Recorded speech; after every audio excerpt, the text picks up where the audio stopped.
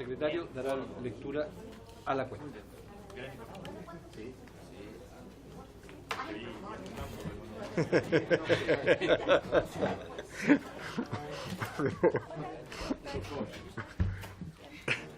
Se han recibido los siguientes documentos, señor diputado. Una nota del subsecretario de Agricultura, don Alfonso Vargas Lin, mediante la cual le hace llegar sus felicitaciones por su nombramiento y le desea éxito en su gestión. Una copia informativa del superintendente de Seguridad Social, en la cual remite informe anual solicitado correspondiente a la partida 15, capítulo 6, programa 01 del presupuesto de la Superintendencia de Seguridad Social, referido al funcionamiento durante el año 2017 de la Comisión Médica de Reclamos de la Ley 16.744. Una nota de la Coordinadora de Trabajadores de la Minería, CIMIN, agrupación que reúne a varias organizaciones sindicales, por medio de la cual solicitan ser recibidos en audiencia para exponer acerca de temas que les afectan. Y por último, una nota de la Asociación de Funcionarios del ICL, mediante la cual solicitan ser recibidos en audiencia para presentar su visión respecto al proyecto de ley que modifica la planta del personal del Instituto de Seguridad Laboral y establece normas de encasillamiento de los cargos que indica. Terminada la cuenta, señor presidente. Muchas gracias. ¿Palabra a la cuenta? Palabras. Respecto a la cuenta. ¿Tiene alguna intervención respecto a la cuenta? Cede la palabra. Conforme avanzan nuestras sesiones, empezamos a recibir por la vía, ¿no es cierto?, de notas de distintas organizaciones de trabajadores y que se expresan a través de la cuenta, solicitudes de audiencia.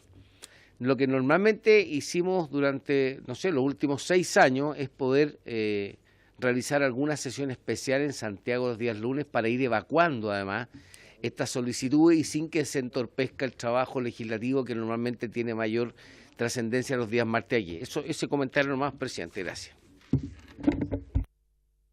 Presidente, me quedó un documento agregado a la cuenta, que es una carta del señor diputado Tocapel Jiménez, mediante la cual solicita que se transmita a la Subsecretaría de Previsión Social la molestia de esta comisión por el hecho de que se haya publicado en prensas pasajes de esta de la Comisión de la Secretaría Técnica del Consejo Superior Laboral, que se ha hecho público sin que se hubiera conocido previamente por los destinatarios que la ley mandata, que son el Presidente de la República y el Congreso Nacional.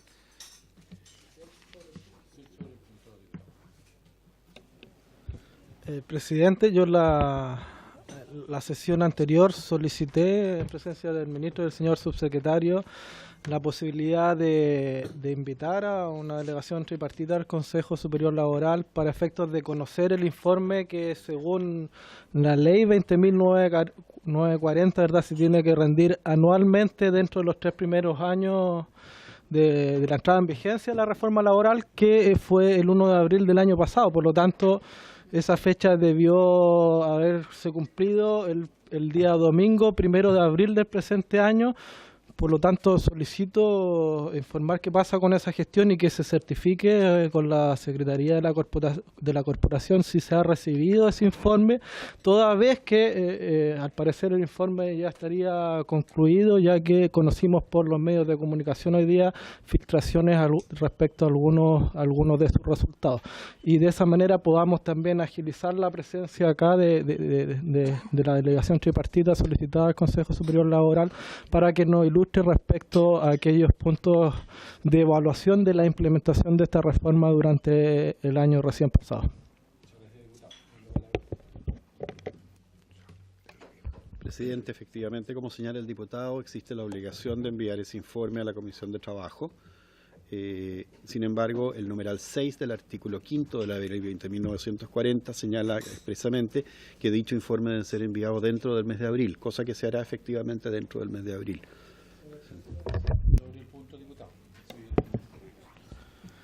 Presidente, el problema, al parecer hay un problema de interpretación de la norma, ya, porque Si bien es efectivo que tanto el artículo 5, número 6 del reglamento, como el 6, número 6 de la ley 20.940 establecen que se rendirá un informe de actividades del Consejo Superior Laboral dentro del mes de abril, hay una norma que es más específica respecto al tema de la implementación de la reforma laboral y que es el artículo 9 transitorio de la ley 20.940 y que señala que deberá rendirse esta cuenta dentro de los 3 primeros años, y el primer año ya se cumplió y se vencía el 1 de abril del 2018. Sobre el punto, efectivamente, lo que se está pidiendo es el informe de evaluación. ¿Escucha?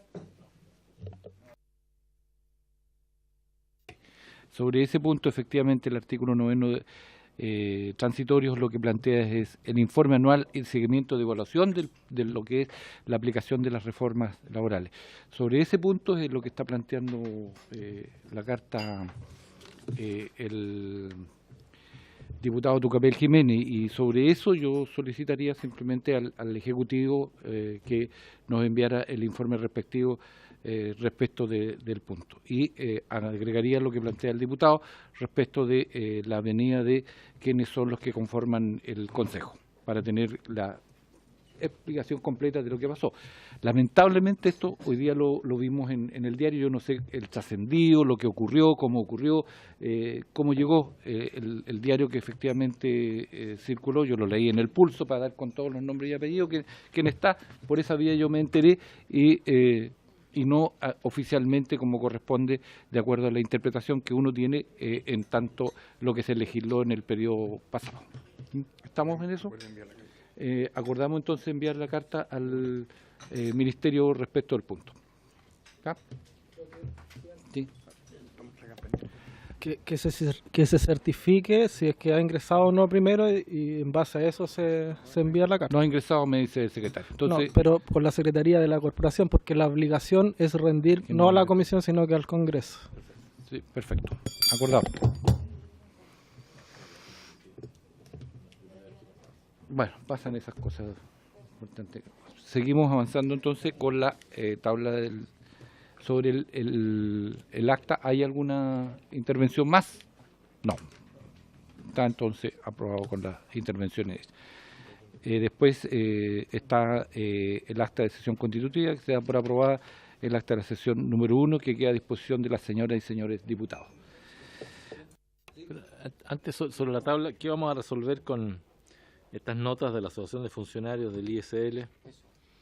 Que quien se recibió en audiencia a presentar su visión respecto al proyecto de ley que modifica la planta del personal. ¿En qué está ese proyecto de ley? Yo no estoy al día no sé si el representante del Ejecutivo nos puede ilustrar sobre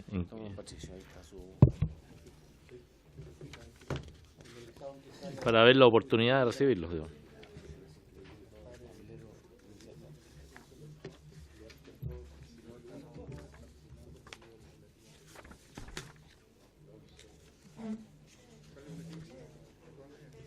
$11.635-13. El número 4 de la cuenta.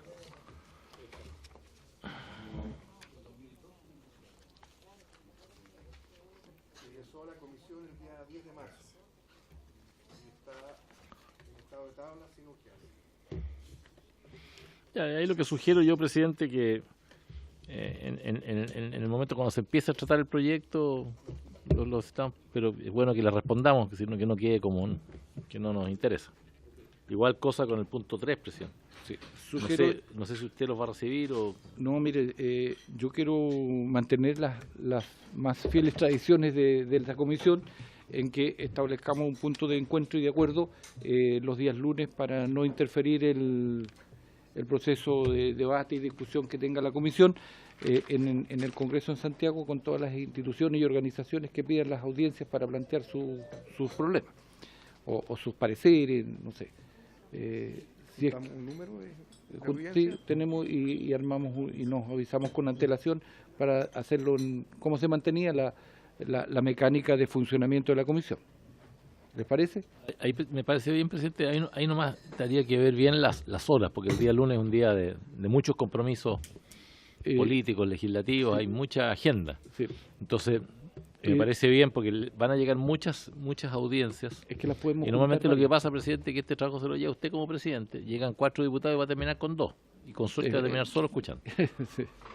Entonces, yo creo que es bueno que veamos según el orden de importancia. Usted ordénelo y solamente le pido que los horarios son complejos porque el día lunes hay mucha actividad. A ver ahí el que concite la mayor asistencia posible. ¿Cuál era el horario, ustedes que tienen la mayor experiencia en el horario más apropiado para no entorpecer las funciones de cada uno, que son legítimas por lo demás?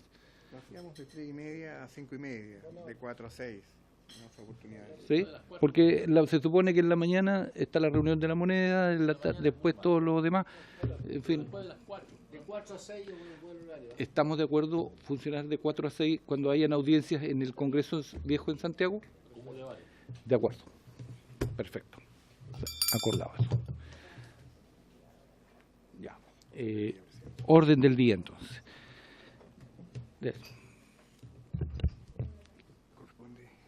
Sí. La orden del día tiene por tratar. Sí. 1. Continuar con el estudio del proyecto de ley iniciado en mensaje de Su Excelencia el Presidente de la República, que crea el Estatuto Laboral para Jóvenes, que se encuentra estudiando en educación superior, el boletín 8996-13, calificado con urgencia simple. Entiendo, que tenemos que el ingreso del representante, o está el ministro, ¿quién está? El ministro, entonces, con todo gusto, por favor.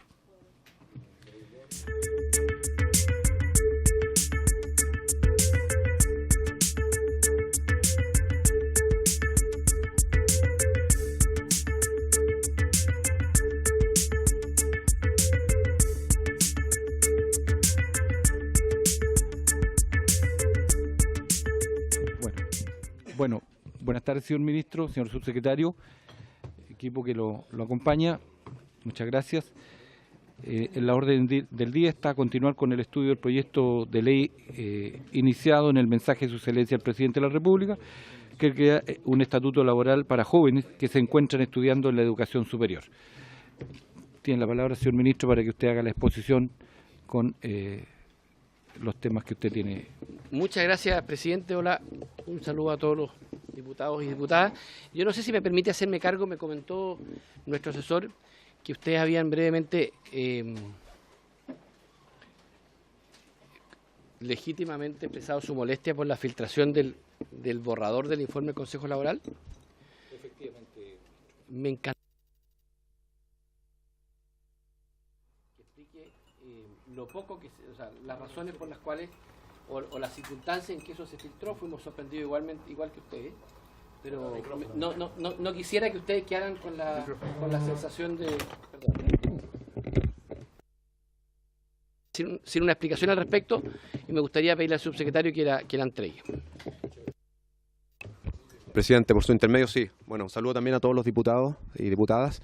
Efectivamente, el día de hoy, en publicación a nivel nacional, la tercera titular aparece parte de lo que es el informe preliminar del Consejo Superior Laboral. Como le señalaba el ministro Monque, nosotros nos sorprendimos, al igual que usted, de dicha filtración. Solo transmitirles, primero, que es un informe muy preliminar. El Consejo Superior Laboral, que ustedes saben, ya, si bien lleva sesionando alrededor de un año, y ha tenido varias actas de funcionamiento, la etapa de deliberaciones y acuerdo, la verdad que estaba recién iniciándose.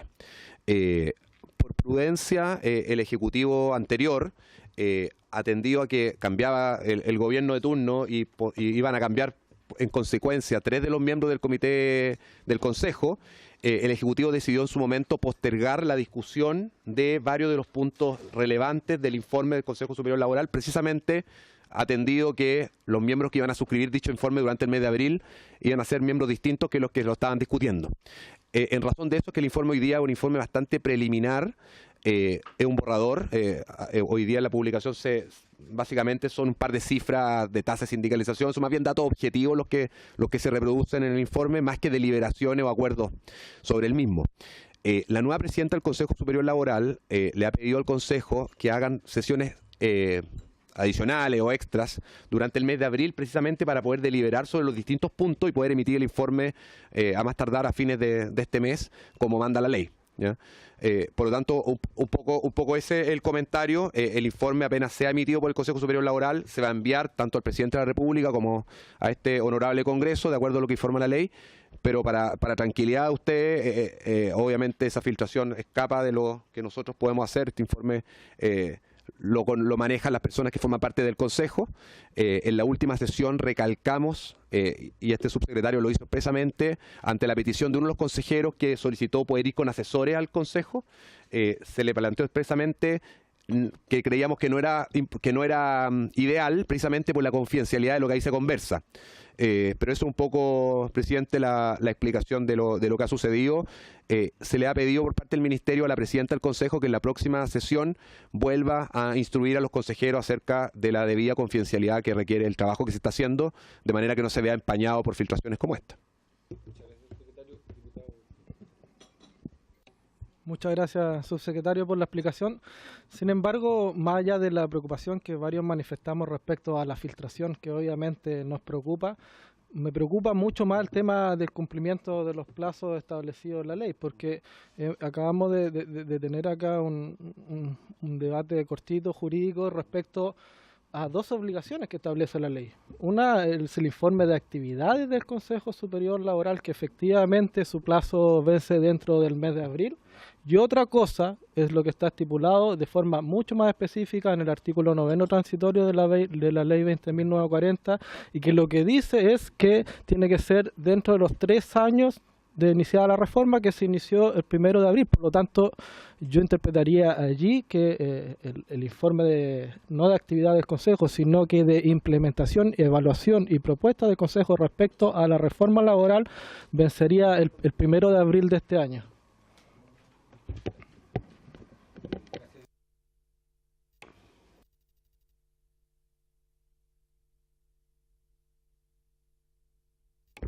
Muchas gracias. El planteamiento que realiza el diputado efectivamente fue un planteamiento que surgió al interior del Consejo.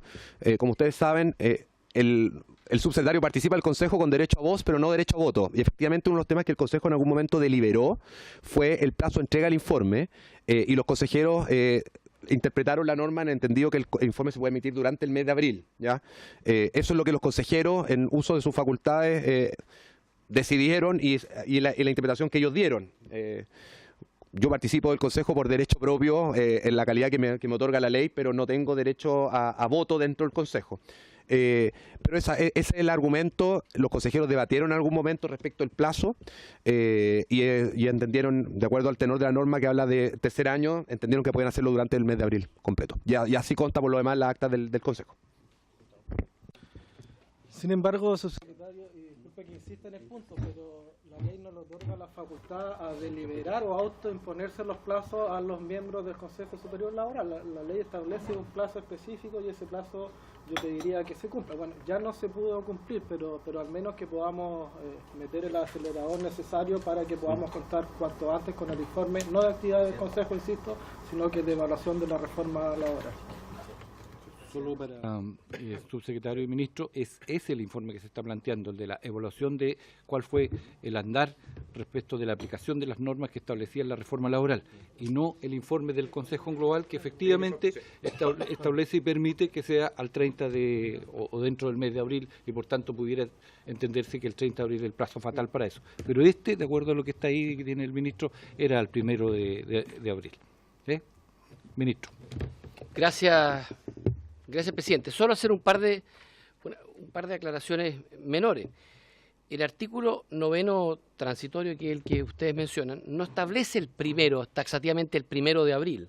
Habla de la expresión dentro de los 3 años siguientes a la entrada en vigencia de la presente ley. Es cierto, si la ley entra en vigencia el 1 de abril, uno podría inmediatamente sostener que los 3 años exactos es el 1 de abril de 3 años después, pero no es la ley la que establece el 1 de abril. Segundo, nosotros asumimos el gobierno el 11 de marzo y no estaba el informe ni siquiera concluido, ni en vías de concluirse. Y la última sesión, y de hecho hoy día el informe que nosotros recibimos está a nivel de borrador, ni siquiera es preinforme. porque la tercera hoy día cuando filtra, además filtra mal, habla de preinforme, no es ni siquiera, me atrevo a decir, en categoría de preinforme, es unas conclusiones, algunas de las cuales efectivamente han tenido deliberación, es decir, que se han pronunciado los consejeros, en otras ni siquiera se han pronunciado, ni han deliberado, ni han hecho conclusiones. De hecho, en la primera sesión que el Consejo anterior, que integraba a los 3 representantes del Ejecutivo del gobierno anterior, en la primera sesión que el Consejo anterior citó, en esa sesión nosotros acordamos que en la sesión siguiente, a petición nuestra, se hiciera la semana inmediatamente siguiente, justamente para poder avanzar con más celeridad. En esa sesión que nosotros convocamos la semana inmediatamente siguiente, que era una sesión extraordinaria, se nombró a los consejeros que por ley estamos obligados a nombrar, y el Consejo Soberano decide, entre otras cosas, continuar las deliberaciones. De tal manera que si nosotros hubiésemos llegado en marzo, el 11 de marzo, con un informe prehecho, aprobado, votado, probablemente no estaríamos discutiendo esto. Entre otras cosas, que cuando nosotros llegamos no había un informe concluido, y no tenga ninguna duda que este informe va a estar concluido y votado, aun cuando sea necesario que la presidenta del Consejo convoque a sesiones todos los días, pero tiene que estar dentro de este mes concluido y votado. Lo concreto es que hoy día no hay un preinforme, hay un borrador que lo conocieron que lo tramitaron, lo conocieron desde el comienzo a fin los 3 miembros de la Central Unitaria de Trabajadores, los 3 miembros anteriores de la CUT, perdón, del Ejecutivo, los 3 miembros anteriores de representantes de los empresarios, y lo conocieron la semana pasada los 3 miembros nuevos del Ejecutivo. Y no nos parece como procedimiento que por ninguna fuente un borrador de informe salga en los diarios, ni menos que se publique con categoría de preinforme, ni mucho menos con algunas conclusiones que tampoco se han adoptado. Eso no sé si aclara un poco el punto.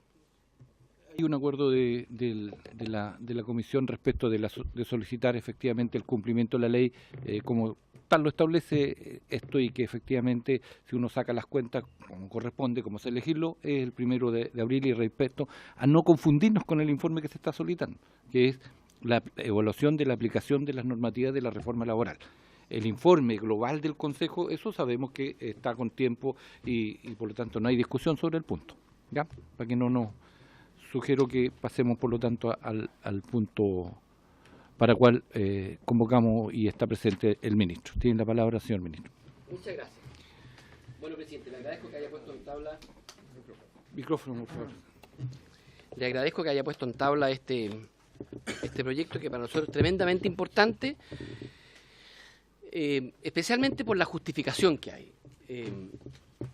¿Te va a ir pasando, no? Sí. Hoy día son 9 millones y fracción los trabajadores en Chile, de acuerdo a la última muestra INE. Los ocupados son 8 millones 400 y los desocupados 600.000. La desocupación juvenil es un 17% entre 18 y 24 años. Y el promedio del país es 6,4. Esta cifra lamentablemente muestra una brecha que no hemos sido capaces de cambiarla por mucho tiempo.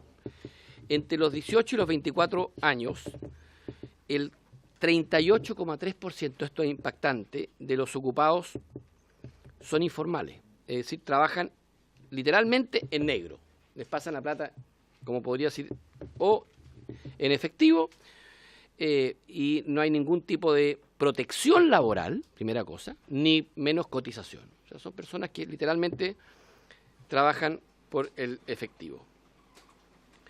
En circunstancias que la informalidad es de un 29,5% del promedio nacional. O sea, en el caso de los jóvenes entre 18 y 24, que son objeto de este proyecto, nos disparamos al 40% de informalidad, incluso más que el 30% que es el promedio nacional. De los jóvenes entre 18 y 24 asalariados son 68% y por cuenta propia 27%. O sea, literalmente se trata mayoritariamente de jóvenes que pactan, que trabajan para un empleador, y ese empleador, en vez de hacerles un contrato, sencillamente les paga informalmente lo pactado, con toda la desprotección que ustedes saben que eso significa. 31% de los informales trabajan en el sector comercio. La tasa de participación laboral entre los 15 y 24 años, casi de 13 puntos porcentuales más baja que el promedio de la OCDE, eso ya es conocido. el 40% de los jóvenes entre 18 y 24 años declara que actualmente solo estudia, el 29% de los jóvenes entre 18 y 24 años declara que actualmente solo trabaja, el 22% de los jóvenes entre 18 y 24 declara que no trabaja ni estudia. Y fíjense esto, solo un 9% de los jóvenes entre 18 y 24 años estudia y trabaja. Un 34% proviene del sector comercio. En Estados Unidos esta cifra es 51%. En Europa, en promedio 53%.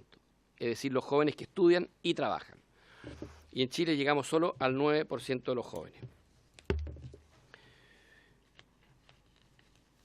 Hay muchas causas, yo no quiero profundizar en ellas, evidentemente que salta a la luz que muchos jóvenes les gustaría trabajar y estudiar y no lo pueden hacer.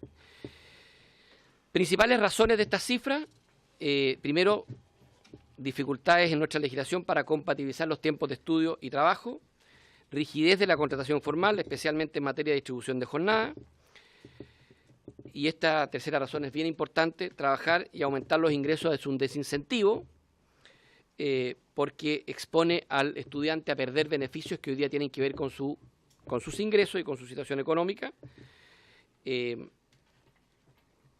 Muchas veces el joven obtiene beneficios en relación a los ingresos del grupo familiar y cuando empieza, el solo hecho de que empieza a tener un contrato formal, lo saca de esta categoría y pierde beneficio en vez de ganar. El ejemplo más claro, que lo vamos a ver más adelante, es su plan familiar de salud. En una ISAPRE, un joven que empieza a percibir ingresos pierde su condición de carga y tiene que empezar a comprar él su propio plan con sus propias cotizaciones. El problema no sería que el joven trabajara permanentemente y pudiese comprar su plan, que podría incluso a lo mejor conseguir un plan barato. El problema es que si él deja de trabajar y quiere volver al plan familiar, o puede a un costo mucho más alto. Y como son jóvenes que no tienen seguridad que van a poder trabajar los 5 años de la carrera, prefieren no arriesgarse a cruzar el río si después no pueden volver. Que entre paréntesis, fue precisamente una de las cosas buenas que hizo la ley de inclusión, que corrigió eso, o que intentó corregir eso, que precisamente el discapacitado cuando empieza a trabajar no se le consideran esos ingresos para efecto de perder la categoría de carga. Porque de lo contrario nos pasa lo que nos pasó acá en la Cámara cuando hicimos el plan de los jóvenes con síndrome de Down, que no les podíamos pagar más de la mitad del sueldo mínimo, porque si les pagábamos más que eso, ellos perdían este beneficio. Pero bueno. Los objetivos del proyecto: aumentar el empleo formal en jóvenes, es el objetivo, que no hay nada más precario para un joven hoy día que trabajar en las condiciones que hoy día están trabajando, porque no tienen ni una ley que los proteja respecto de abusos de ningún tipo, no tienen ni un beneficio, no tienen cobertura ni de accidentes del trabajo, ni de seguridad social. El objetivo del proyecto con esto es aumentar la tasa de participación laboral, reducir la alta tasa de desempleo, aumentar los montos de pensiones futuras al favorecer el trabajo formal y a temprana edad. Ahí voy a hacer una breve detención por una cifra que les voy a dar que a mí me impactó cuando la calculamos. Un joven que demora 4 años en empezar a cotizar tiene una pensión menor a si empezara 4 años antes, cercana al 18 o 20%, porque la rentabilidad de lo que alcance a cotizar es tan larga que el impacto es gigante. Incentivar el ingreso a la educación superior de jóvenes que no lo han hecho por tener que trabajar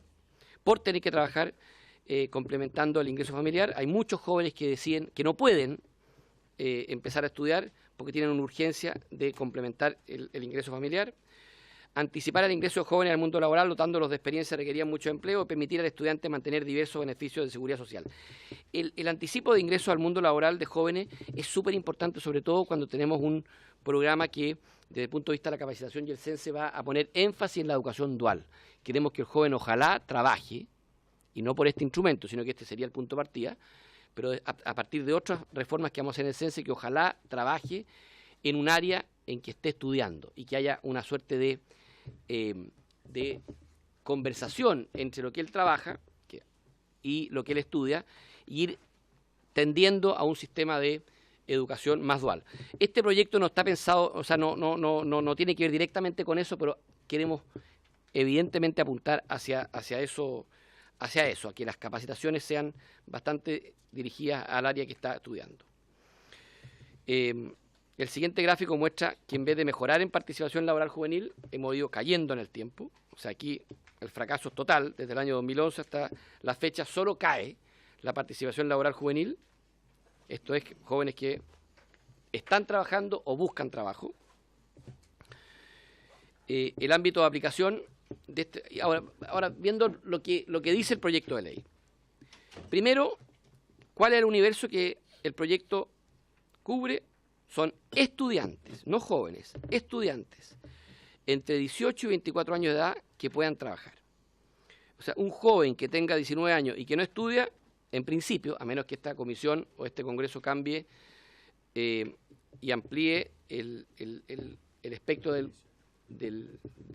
proyecto, no está contemplado en este contrato. O sea, es el estudiante entre 18 y 24 años que pueda y quiera trabajar.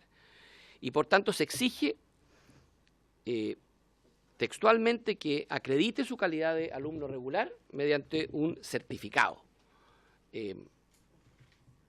Segundo, este certificado, la ley es muy estricta en que se deba acreditar con periodicidad, cada 6 meses, que este certificado de estudiante se anexe al contrato y este contrato automáticamente termina cuando el alumno deja de ser estudiante regular, cualquiera sea su edad, o siendo estudiante regular cumple la edad límite de este contrato especial, que son 25 años. O sea, el día de su cumpleaños va a tener la mala noticia que estas condiciones dejan de existir. Claro.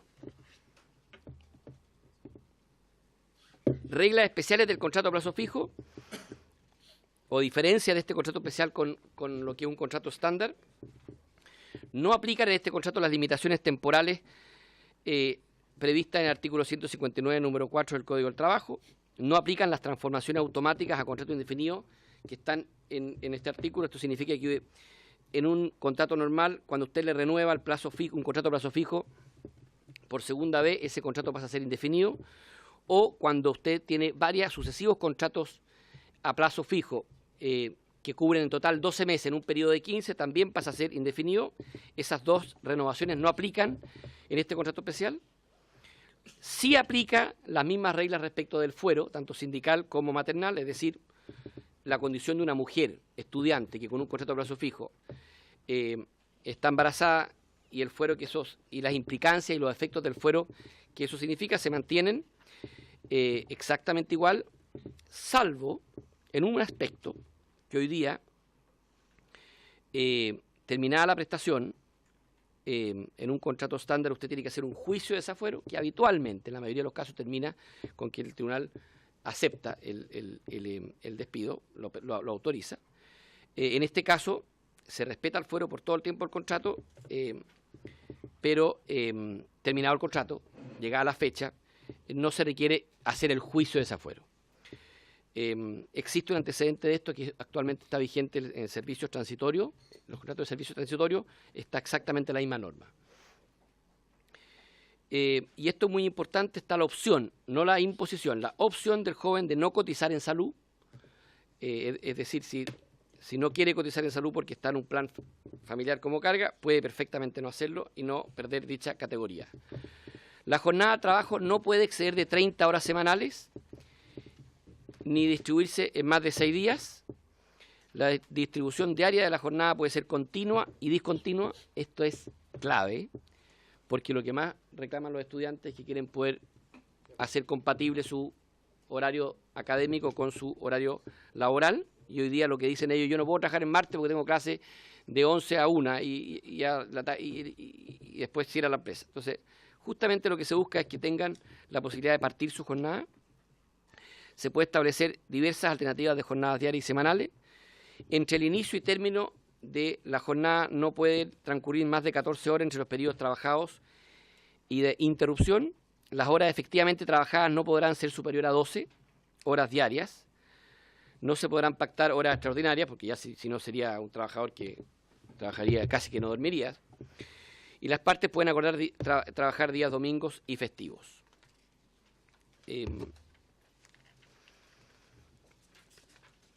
Finalmente, tres últimos aspectos. Lo que hablábamos, la calidad de causante de asignación familiar, que es la que permite a un trabajador seguir siendo carga en el seguro de salud. No se pierde por estos ingresos los beneficios sociales, cualquiera.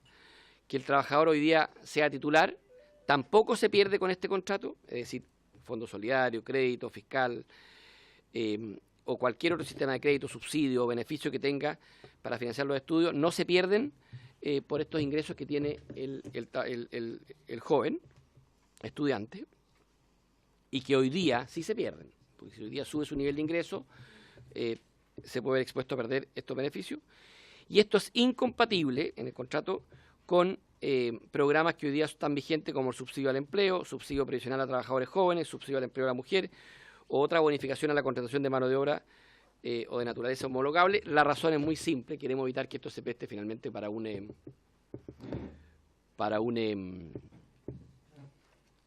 aprovechamiento por parte del empleador y que finalmente el trabajador sea financiado, el estudiante sea financiado más que con recursos propios, con subsidios del Estado. Además, esos subsidios están enfocados en trabajadores que no están estudiando y por tanto que les cuesta mucho más cumplir las exigencias. Eso, presidente, en términos generales.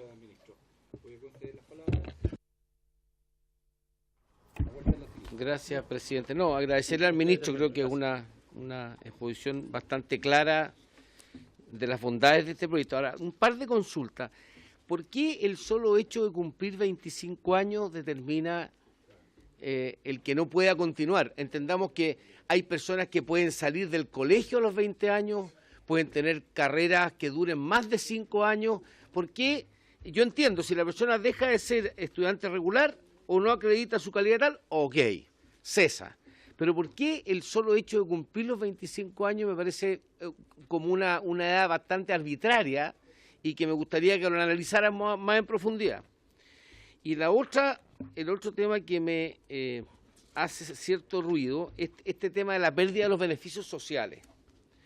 Porque podemos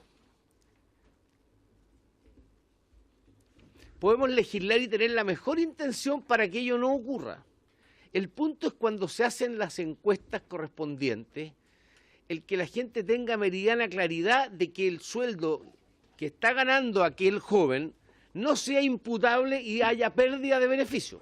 Porque no es un tema solamente del joven o de la familia, sino que da cuenta también con el encuestador, quienes procesan la información. Yo creo que ahí se puede producir una colisión que puede terminar por no tener una información meridianamente clara o una instrucción a quien encuesta, una pérdida de beneficios que son los que al final yo sé que llegan a los diputados y dicen, fíjese que a mí yo perdí el beneficio porque yo trabajé bajo esta ley y fíjese que el encuestador, fíjese que la MUNI, etcétera, etcétera. Eso nomás, presidente, muchas gracias.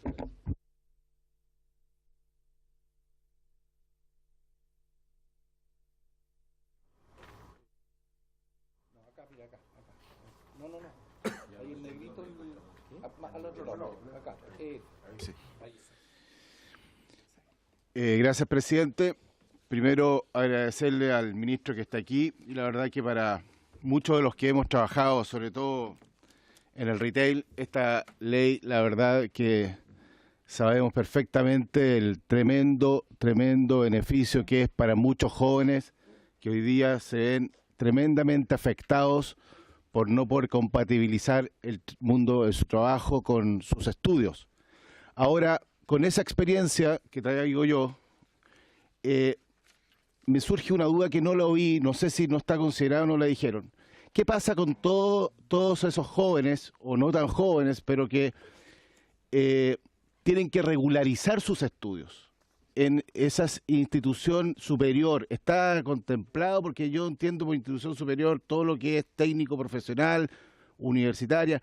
¿Qué pasa con los que tienen que regularizar el estudio, que realmente una gran parte, una parte importante de gente que hoy día está trabajando, al menos lo que me tocó a mí ver en el mundo del retail?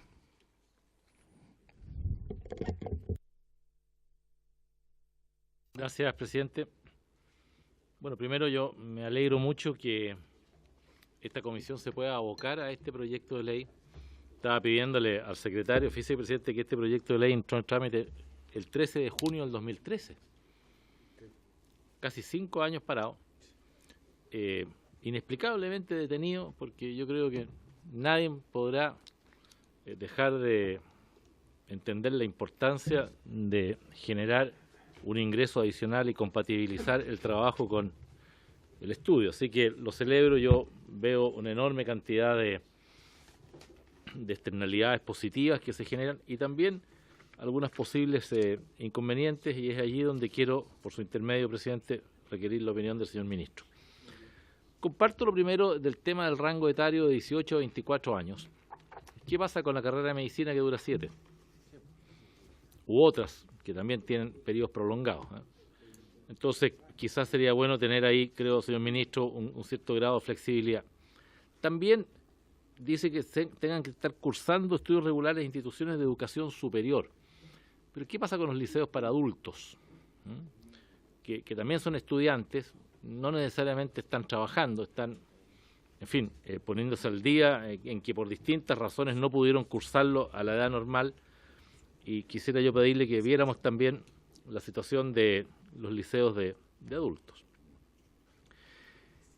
Puede generarse en el tema de la acreditación mediante certificado emitido por la institución educacional. Hay instituciones educacionales que al no pago de una cuota ya no le emiten el certificado. Hay otras que son más flexibles, que, en fin, esperan al menos un semestre sin pago, pero no le emiten el certificado. Y ya sabemos, presidente, que muchas veces, justamente por eso que es importante darles trabajo, que no pueden pagar la cuota porque no tienen ingresos o la familia no se la puede sustentar, y entonces en vez de generar un círculo virtuoso, generamos un círculo, complejo para el estudiante. Y si para este fin de la acreditación, sin distraer el objetivo que siempre se debe perseguir, que las personas estén al día en el pago de sus compromisos con la institución que los está educando, ver de alguna manera, o de quizás de establecer un plazo máximo que se acepte, no sé, estoy pensando en voz en alta, ministro, 3 meses de no pago, también se entienda que se pueda entregar el certificado, porque probablemente si le damos trabajo va a poder ponerse al día, y si no le damos trabajo va a seguir en eso, pero alguna flexibilidad en eso. Quiero preguntar por la situación de los estudiantes extranjeros, y dado que estamos teniendo una enorme cantidad de extranjeros que están llegando, ¿necesitan necesariamente de esa visa de trabajo para poder ejercer esto? ¿Qué pasa si están con la visa estudiante? En fin, me gustaría ahí ver cuál va a ser el tratamiento de jóvenes estudiantes extranjeros. Todo nos toca cada vez que vamos a algún lugar ver a más jóvenes atendiendo en restaurantes, en servicios del comercio, del turismo, en fin, hay mucha actividad, y me temo, y a buena hora ojalá también se incorporen a nuestro sistema educacional.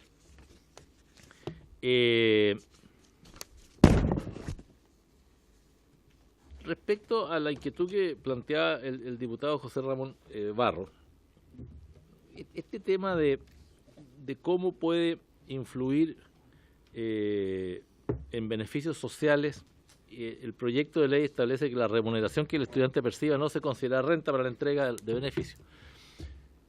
Pero no sé si es solo respecto a la persona del estudiante o la vamos a hacer respecto al grupo familiar. Porque puede darse la paradoja, ministro, que producto del ingreso que tiene el estudiante deje sin el beneficio a la abuela o a la mamá. ¿Ah? Sin querer que sea esa la intención, pero como le toman el per cápita a usted en la ficha de protección social, que está fuera de... pero en fin, entonces no solamente hay que buscar la causal efecto sobre el estudiante, sino que también sobre el grupo familiar y ser muy precisos, creo yo, en entenderse que la remuneración que el estudiante perciba no se considera renta para la entrega del beneficio, ni tampoco alterará, ¿cierto?, otros beneficios del grupo familiar del cual forma parte, porque si no se nos puede generar un efecto carambola, por así llamarlo, en detrimento de uno sin que sea esa la intención. Gracias, presidente.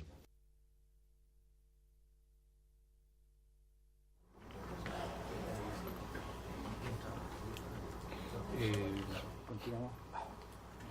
La diputada Sepúlveda.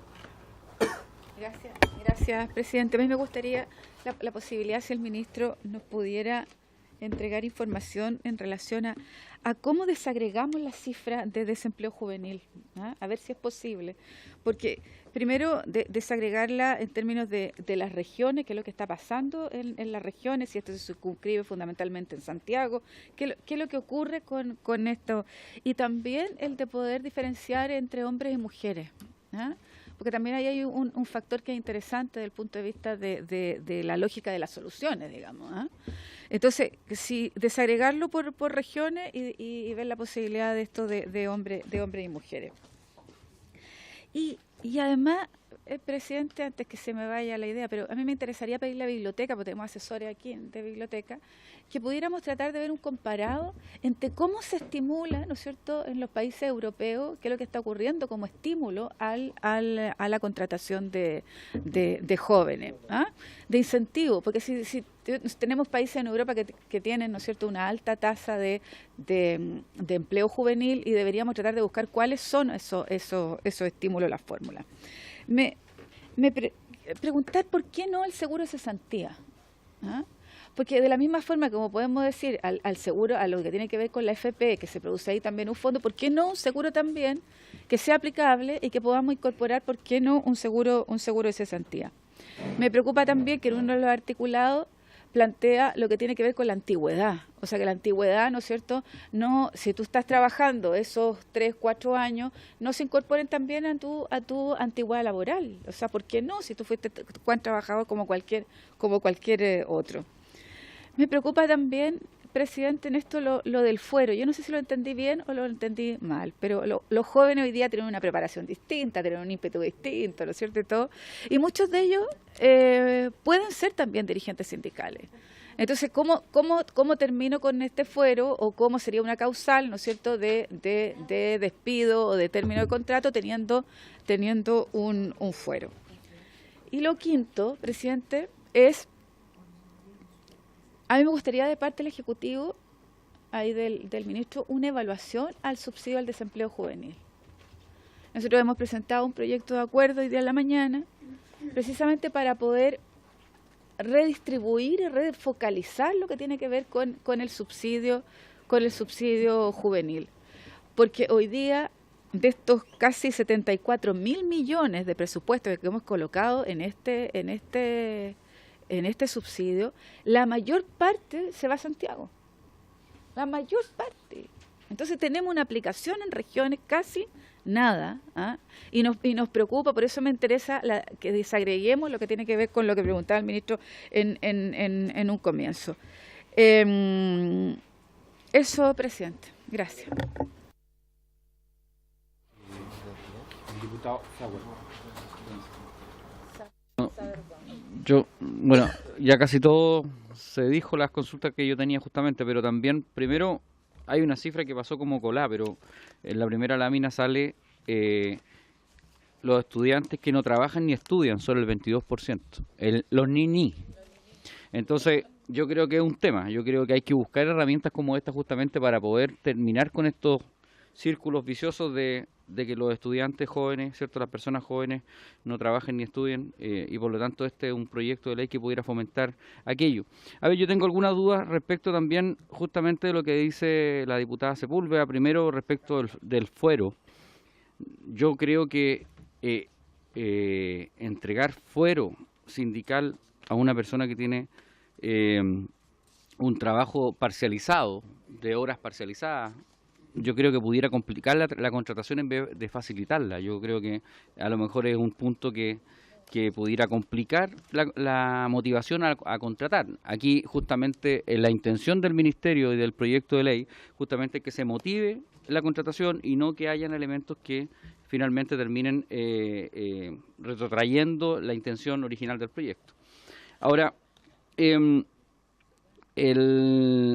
también no me queda muy claro respecto de qué instituciones son las que se van a considerar, porque así como dice el diputado Melero, hay personas que estudian en instituciones distintas, como cierto la educación media que se termina a mayor edad, digamos, de 22 o 24 años. Por lo tanto, es importante que eso lo podamos también aclarar.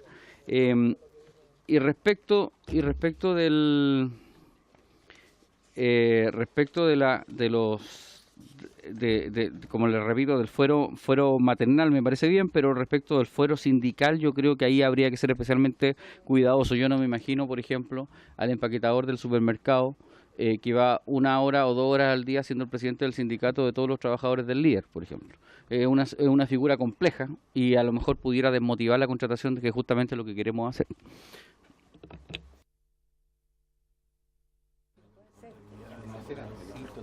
Yo creo que no motiva, porque si yo voy a conseguir un gallo de un cabro que va a ir un par de horas al día a la empresa, me va a ir a revolver el gallinero en vez de... Bueno, agradecer al ministro.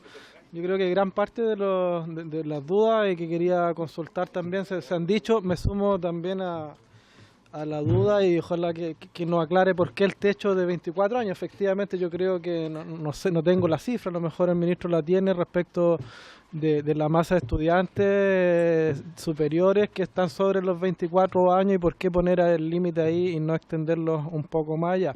Segundo, sumarme también a las dudas respecto al tema del fuero, y una preocupación particular tiene que ver con que efectivamente los beneficios sociales, ¿verdad? Me parece muy bien que se hayan resguardado, pero tengo dudas respecto a las incompatibilidades con algunos subsidios estatales, ya que me parece sí razonable la explicación respecto de que haya algunas que se pueda prever la posibilidad de algún abuso de parte de los empleadores, ¿verdad?, para en definitiva contratar o no a jóvenes, pero en definitiva acá lo que el trasfondo de este proyecto de ley, el fundamento, ¿verdad?, el germen, tiene que ver justamente con incentivar la formalización del trabajo, ¿verdad?, de los jóvenes, que son estudiantes. Y justamente el sentido de muchos de estos subsidios va en la misma dirección, por lo tanto no veo mucho sentido a quitar otro incentivo más que va en la misma dirección. Quizás revisarlo y ver la posibilidad de cómo hacerlo compatible o cómo en definitiva evitar esos posibles o eventuales abusos que el Ministerio está señalando que pueden ocurrir en los hechos. Me gustaría que se revisara eso, más allá de los motivos económicos que por supuesto deben haber.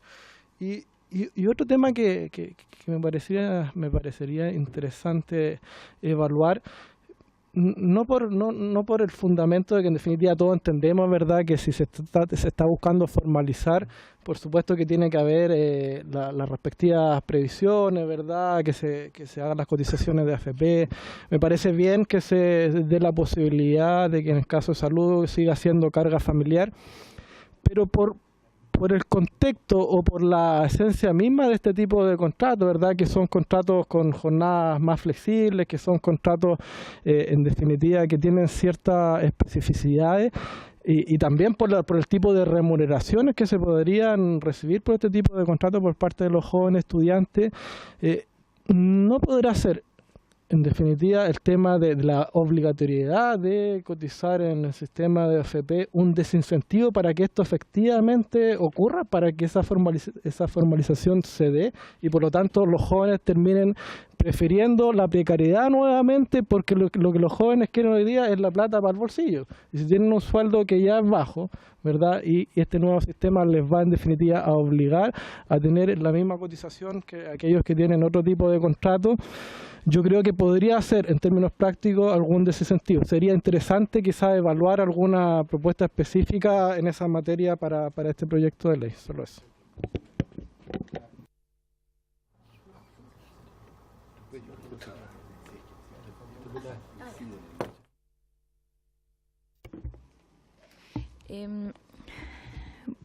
La verdad es que yo igual comparto harta de las dudas que se han presentado acá. De hecho, respecto al tema del techo, en cuanto a la edad, también agregaría otro hecho que tiene que ver con aquellos estudiantes que están egresados y que están en proceso de titulación y que también son carreras largas, en fin. De hecho, bueno, yo estudié Derecho y tuve también por lo menos 2 años, 3 años en ese proceso y creo que también sería prudente poder agregarlo. Y lo otro que también me hacía sentido, que tiene que ver con la computación, la acumulación del plazo, que se pueda considerar también, porque si en el fondo estamos avalando el principio de continuidad respecto al tema de la jubilación, creo que me parecería que también ese principio debería ser aplicable en el tema de la acumulación para poder contratar finalmente e incluso poder tener ahí, no sé, o sea, podría ir, no sé, si es un estudiante que está estudiando algo ligado, que no entiendo también es el principio, con el lugar donde está trabajando, que pueda tener después contrato indefinido y así. Entonces, eso es algo que también, al menos a mí me parecía que había que agregar.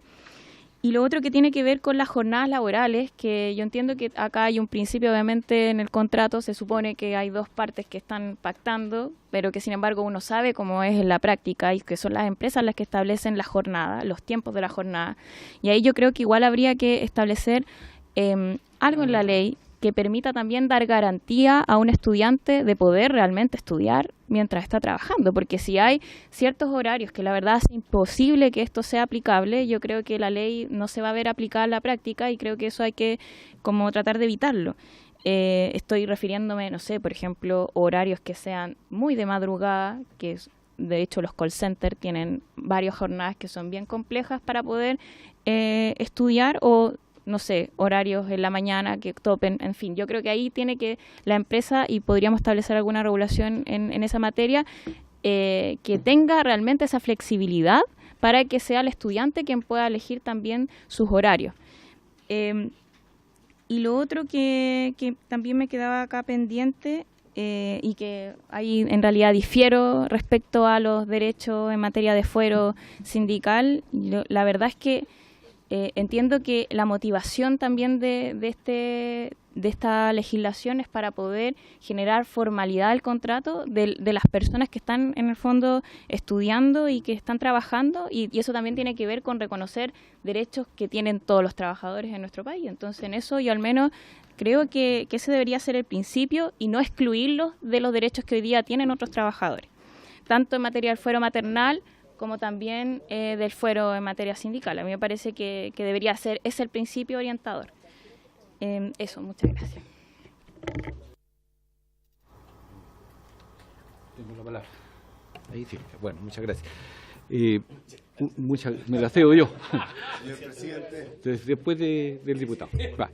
A ver, el proyecto evidentemente busca resolver problemas de vulnerabilidad, problemas que tienen que ver con la autovalencia. Nosotros queremos que, sobre todo hay datos que son devastadores para la sociedad que quiere modernizarse, que quiere aplicar principios de universalidad respecto de los derechos de los jóvenes entre los 18 y los 24 años de edad. Si el 29% de los jóvenes declara que solo trabaja, creo que ahí hay un problema serio, porque esas personas solo trabajan, no sabemos si efectivamente tienen concluido sus estudios, voy a ir no a los superiores, a los estudios medios. Si eso efectivamente está pasando, y creo que así es la realidad, debemos por lo tanto incorporar un elemento que sea un incentivo a que esos jóvenes se incorporen al mundo del trabajo como un incentivo, reitero, a que obviamente trabajen, pero al mismo tiempo completen sus estudios, porque le estamos entregando autovalencia y le estamos abriendo un camino para que continúen sus estudios hacia, valga la redundancia, hacia la educación superior. Ese es un punto. Lo segundo que me interesa plantear y que tiene que ver con el registro social de hogares, porque ¿qué es lo que puede pasar? Como eso es ingresos familiares, y si un niño, un joven, pertenece a ese grupo familiar, lo que va a pasar es que va a aumentar el ingreso familiar al tener un ingreso por vía este contrato. Entonces vamos a tener que tomar una decisión, no sé si está en el proyecto, pero si no, estamos a tiempo, como para que se excluya ese ingreso de este registro social de hogares, porque si no vamos a provocar otro problema, como muy bien aquí se ha planteado. Por lo tanto, lo menciono porque creo que es elemental esto, no vestir un santo para desvestir otro. Creo que ahí es esto. Y el proyecto dice estatuto laboral para jóvenes que se encuentran estudiando educación superior, pero en el debate lo que ha estado puesto es no solamente los jóvenes que estudian educación superior, sino que aquellos que se fueron del sistema, que salieron los ninis. Aquí está en el dato, el 22% de los jóvenes entre 18 y 24 declara que no trabaja ni estudia. Y eso deben ser una buena cantidad de chilenos y chilenas que están allí. Entonces, eso deriva en otros problemas que tiene la sociedad y obviamente no podemos soslayarlo, y si fuere posible, señor ministro, que esto se incluyera dentro de las ideas del proceso legislativo y también hubiera, por lo tanto, una cobertura para esos 750.000 chilenos y chilenas que no trabajan ni estudian y que hubiera un incentivo al trabajo de estos jóvenes, también como condición pusiéramos que se reincorporaran para terminar su proceso de estudio, porque lo más probable es que salieron o desertaron o causal de muchas repitencias, en fin, habrá. Entonces, lo menciono y se lo propongo, señor ministro, para que se estudie si es atingente incorporarlo en este proyecto o si tuviéramos que levantar una nueva iniciativa dirigida a esa franja de 750.000 chilenos que están en la más absoluta orfandad. He dicho, señor ministro. Tiene la palabra el diputado Irigoyen y después el diputado... Ministro, gracias, señor presidente. Por su intermedio, quería decir, señor ministro, yo diría sería mucho más audaz en el tema de la edad. Yo definitivamente incentivaría, más que se llame un estatuto laboral para jóvenes, yo lo que me imagino que el espíritu de esto es que todos estudien y todos se capaciten y así mejoren su empleabilidad. Yo lo llevaría incluso a quienes son mayores de edad, que son padres de familia, madre de familia, que tienen un complicado, también se puedan ajustar a un sistema de beneficios laborales de alguna manera que les permita a ellos también estudiar, porque no son en una proporción menor, pero la verdad es que existe en el mundo laboral. Así que yo sería mucho más audaz en la propuesta que se ha dado aquí en este proyecto. Eso nomás, presidente. Diputado Ramírez. Muchas gracias, presidente. Bueno, en primer lugar, felicitar al ministro y por su intermedio también a todo el equipo. Creo que este es un proyecto de ley bastante completo, bien pensado, que apunta con bastante claridad a dos objetivos que yo creo que acá todos compartimos. Primero, que se fomente el trabajo juvenil. Si nosotros nos comparamos con Europa o con Estados Unidos, la verdad es que el empleo juvenil en Chile es todavía muy bajo. Y a mí la verdad es que me impresionó la cifra que el ministro nos decía, de que en Chile el 9% de los jóvenes declara que trabaja y estudia, mientras que en Europa y en Estados Unidos sobre el 50%. Ahí hay un trecho muy largo por recorrer. Creo que hay que poner los incentivos correctos para que esas personas puedan trabajar y incentivar el trabajo, y creo que este proyecto va en la dirección correcta. El segundo objetivo, señor presidente, es lo que decía el diputado Soto, ¿cierto? Que es formalizar el trabajo de quienes están trabajando de manera informal. Eso solamente trae beneficios para el empleado y obviamente que los jóvenes que están trabajando y que están estudiando no van a estar exentos de esos beneficios de estar trabajando formalmente. Yo creo que ya se dijo, creo que la edad de 24 años es muy poco. Yo egresé a la universidad más allá de los 24 años y trabajando. Para los que nos cambiamos en algún minuto de carrera, uno tiene derecho a equivocarse. Me parece que 24 años es un techo muy bajo. Pero hay una cosa que me preocupa, tampoco uno puede eternizar esto, porque hoy día con la gratuidad en la educación se puede generar el incentivo perverso de que las personas puedan alargar artificialmente, si ustedes quieren, porque no están pagando la universidad, su situación académica para recibir beneficios en materia laboral.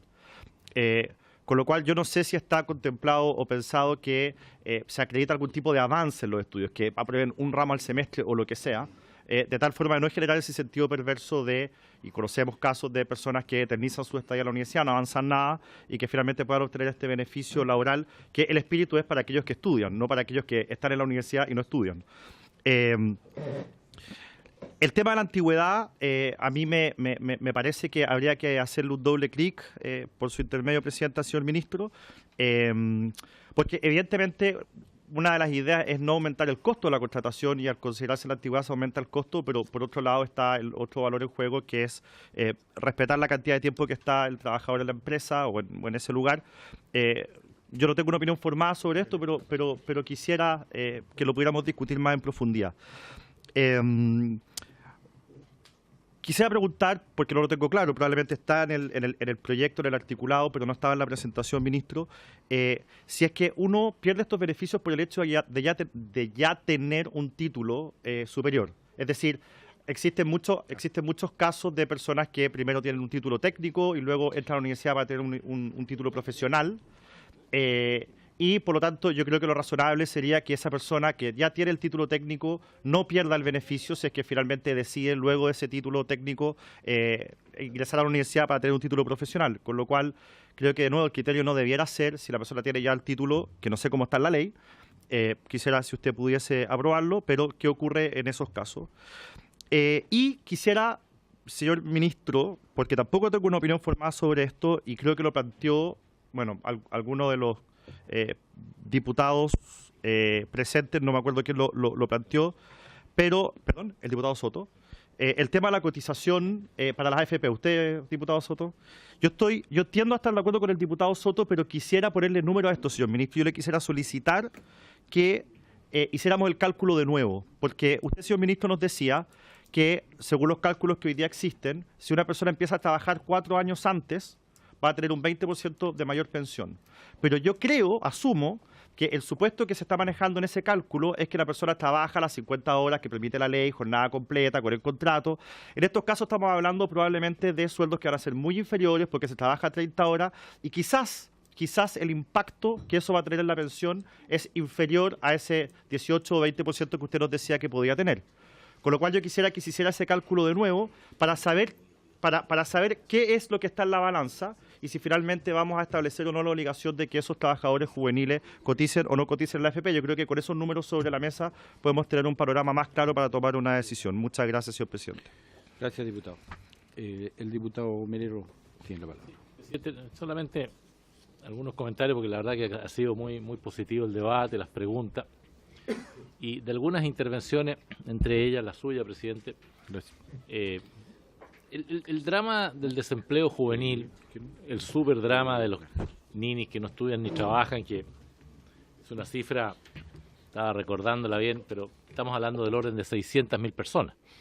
A propósito, por su intermedio, la diputada Sepúlveda, las cifras desagregadas que usted plantea, diputada, están todas en el informe del INE de desempleo.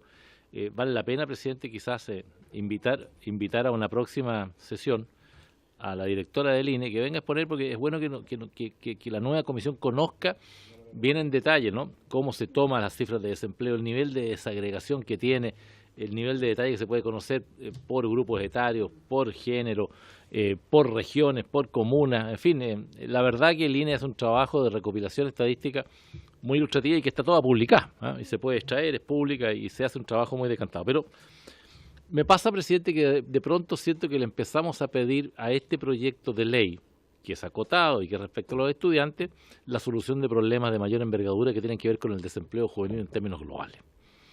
Y para eso hay otras políticas. No olvidemos que en Chile existe, hay un subsidio a la contratación de jóvenes.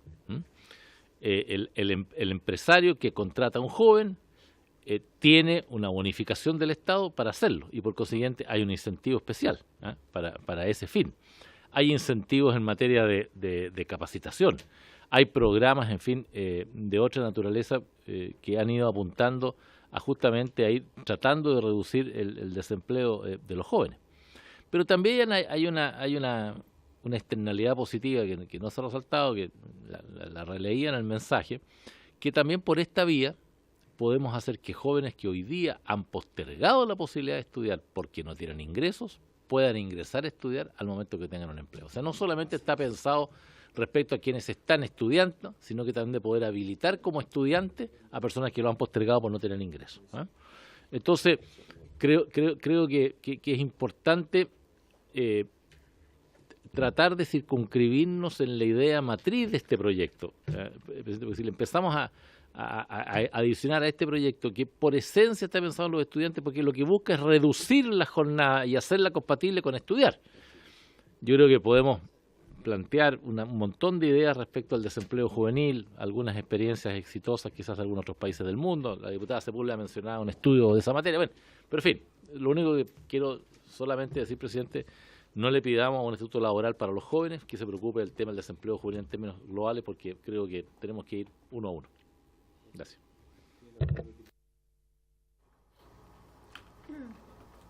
Gracias, señor presidente. Saludar nuevamente al ministro y a su comitiva. Y coincido con el diputado Melero que este es un proyecto que viene en su amplio sentido a atacar un tema puntual, que es el desempleo juvenil para jóvenes que estudian. Por lo tanto, en lo macizo, considero que es un buen proyecto, ¿cierto? Una buena iniciativa. Sin embargo, hay que ir recortando algunos cachitos, agregándole algunos detalles, de tal manera que sea un proyecto completo.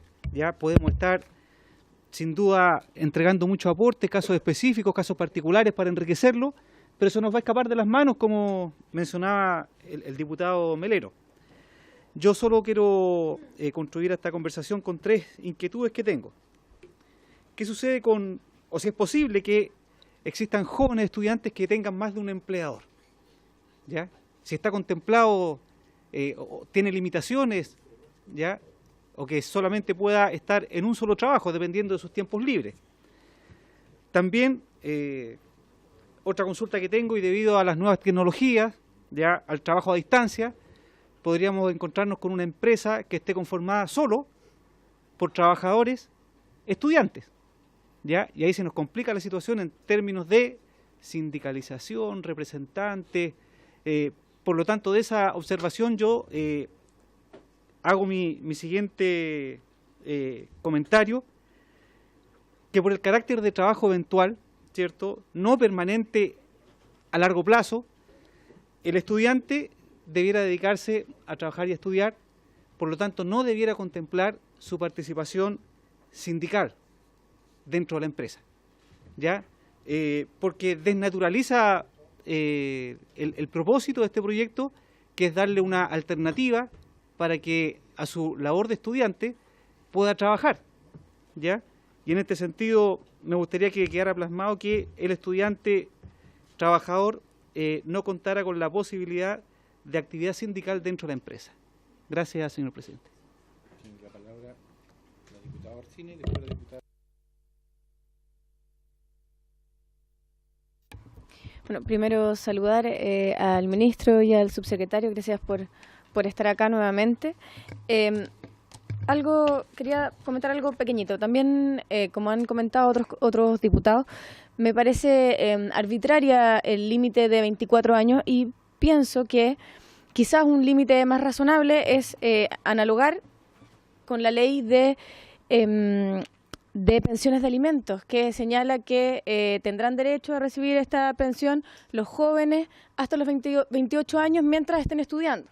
Entonces, si el legislador ha entendido que los 28 años es la edad hasta la que debe acompañarse un adolescente por parte de sus padres o abuelos, ¿por qué no entender también que en esta legislación debiésemos hacerlo hasta la misma edad, y así se genera una coherencia entre la legislación y deja de ser arbitrario, y decimos que donde existe la misma razón, debe existir la misma disposición, y lo dejamos al igual que esa ley hasta los 28 años mientras estén estudiando. Eso. Presidente, yo creo que este tema sin duda, o sea, todos estamos conscientes que es un proyecto pero uno no puede retrotraerse en el contexto donde estamos. Y fue la propia provocación del ministro que lo hace, porque nos empieza a entregar las cifras preocupantes de lo que significa hoy día el desempleo juvenil. Entonces, entendiendo que además de cómo ir, como lo tenemos que hacer en la Cámara, de ir ajustando, ¿no es cierto?, todo lo que tiene que ver, pero la centralidad es la educación del joven o la joven. Esa es la centralidad.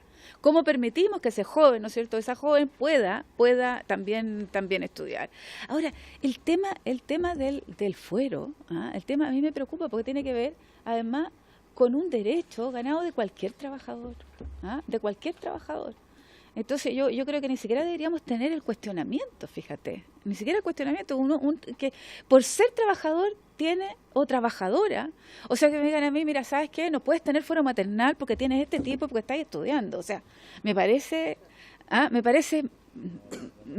como raro a que estemos discutiendo a esta altura del siglo, digamos, y también un fuero sindical, o sea, si tus pares que están ahí, que tú tienes contrato, te eligen, bueno, te eligen, pero me complica que no estemos tomando eso en cuenta, presidente. Gracias.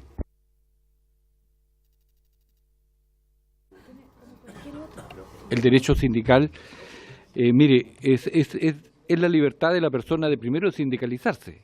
Y créanme que el primer día nunca lo van a elegir de presidente del sindicato.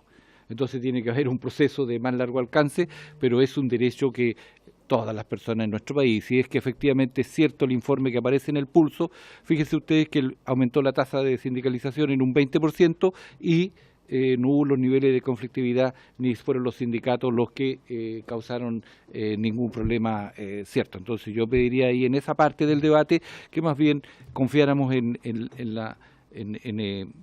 la capacidad de los jóvenes también de asumir sus derechos como ciudadanos y de quienes son los sindicalizados a tener la sensatez para elegir a sus dirigentes.